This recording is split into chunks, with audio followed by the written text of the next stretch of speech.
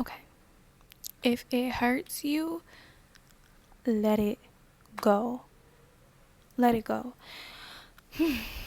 I always have these like super deep sighs and be like, because these be topics that are truly dear to my heart, and these are things that like not only do I want other people to know, but I really be talking to myself, y'all. So thank y'all for listening and everything like that. I thank y'all for subscribing.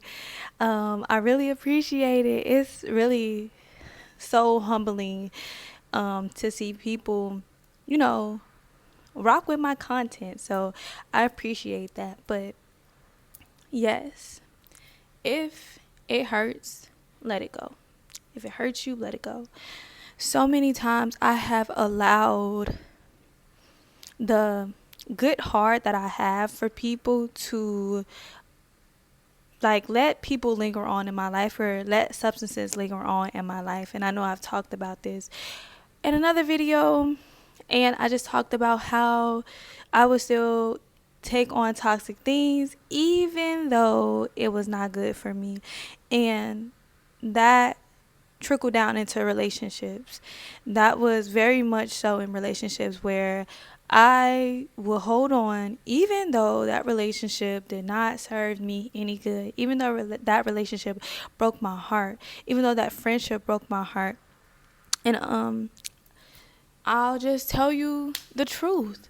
The truth of why I stayed in those relationships was because I secretly did not believe that I deserved any better. I secretly believed that that was all that I could get, and that was all that I was deserving of. And this was before these types of ideas became mainstream. So, of course, I wasn't truly aware of why I was holding on to things that, were not good for me. But secretly I believed that I deserved that I would get the breadcrumbs, that I was just better off accepting somebody wanting to be in my life for temporary, or even if they just wanted me on the side, that it was okay to just be that. It was okay to just do that. And that was literally because I did not believe that I was worthy of anything else.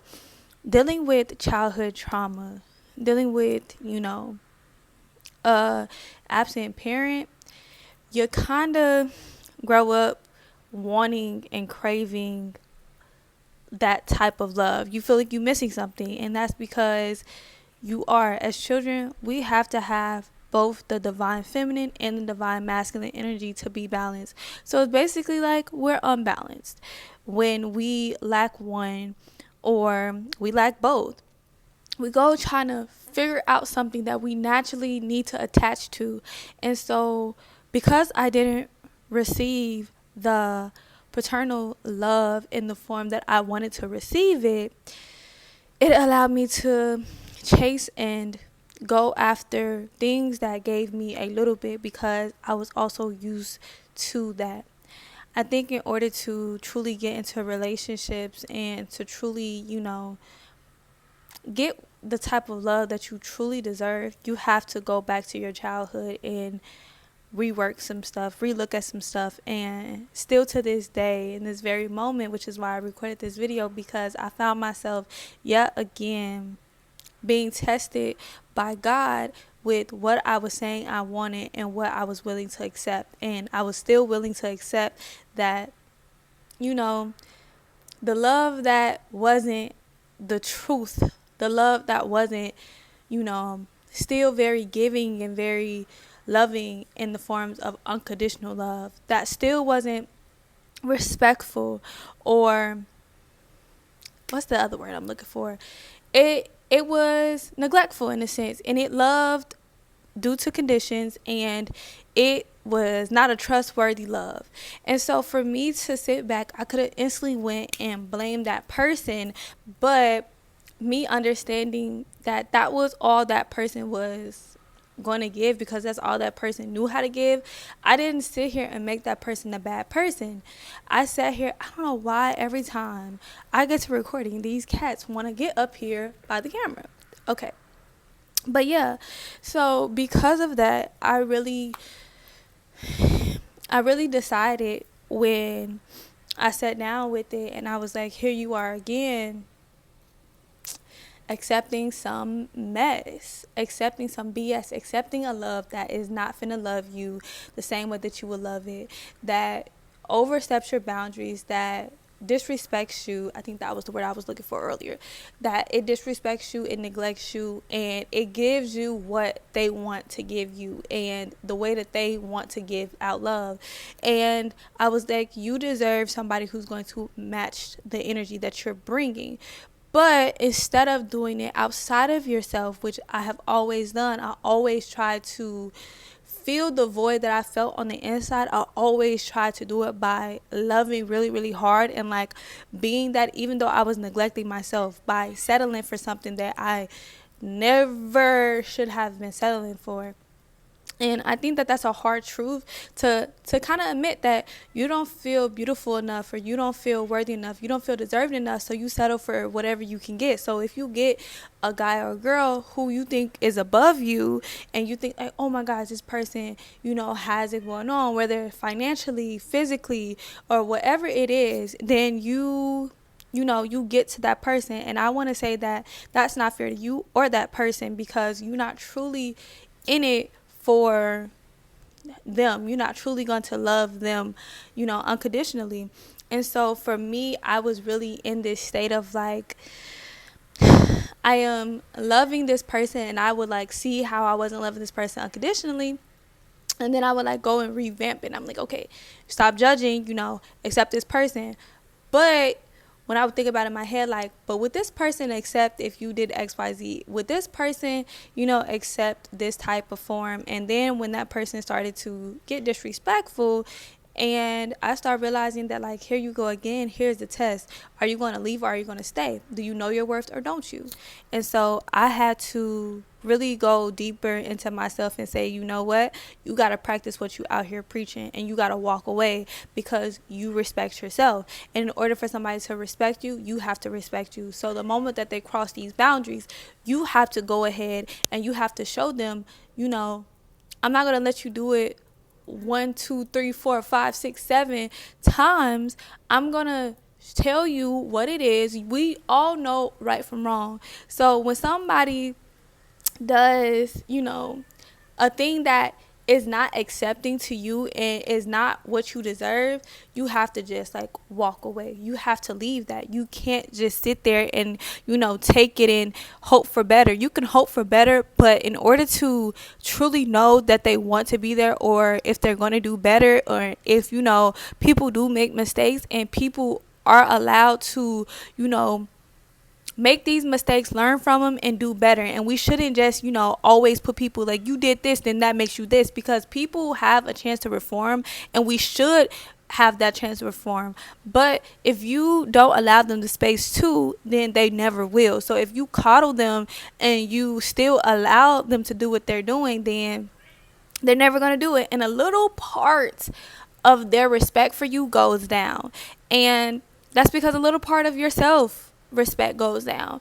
And so you have to stick to it. And I know, like I said, it's easier said than done, but we have to sit with ourselves and understand the truth of it. We have to understand, like, do you really know what you deserve? Before we start getting into relationships, we should like start asking these questions. We should start asking these questions of like ourselves, and do we truly, think that we deserve things? And when we get these tests, we have to, sit with them and be like, you know what? You did something that does not sit well with me.